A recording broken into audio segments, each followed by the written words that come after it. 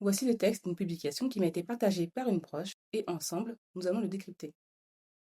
Le 3 mars, la Lune offrira un spectacle rare en devenant rouge sang durant 82 minutes. Explication. Alors oui, il y a bien un événement astronomique le 3 mars 2026, une éclipse totale de Lune. Mais on va remettre la Lune à l'heure et la légende au placard.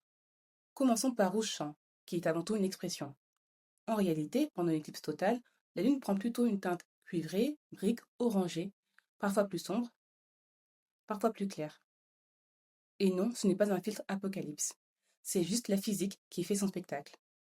Petit rappel, lors d'une éclipse de lune, le Soleil, la Terre et la Lune sont alignés dans cet ordre. La Lune passe alors dans l'ombre de la Terre.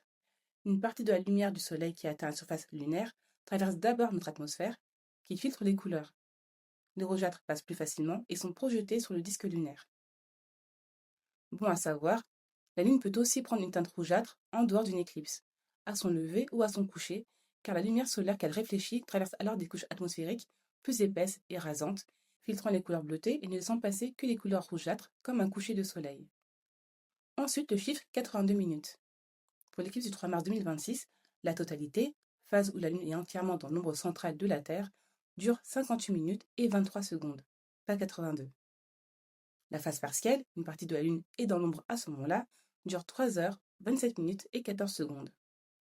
Enfin, la phase de pénombre, assombrissement discret, dure 5 heures, 38 minutes, 40 secondes. Alors d'où sortent les 82 minutes? Aucune idée, mais pas de la NASA ni de l'Observatoire de Paris. Enfin, information indispensable et manquante. Depuis quelle région du monde cette éclipse sera visible? Elle le sera depuis l'Amérique du Nord, l'Australie, une partie de l'océan Pacifique et une partie de l'Asie. Pour la France, l'Hexagone, la Guyane, Mayotte, la Réunion ne sont pas concernés. Saint-Martin, Saint-Barthélemy, Saint-Pierre-et-Miquelon, la Guadeloupe et la Martinique ne verront que le tout début de l'éclipse. Les terres australes et antarctiques françaises verront la fin. La Nouvelle-Calédonie, la Polynésie française et Wallis et Futuna pourront voir l'entièreté de l'éclipse. En conclusion, l'astronomie, c'est goûter la beauté des phénomènes bien réels, sans se laisser aveugler par les légendes, seulement le ciel, la science et le plaisir intact de s'émerveiller.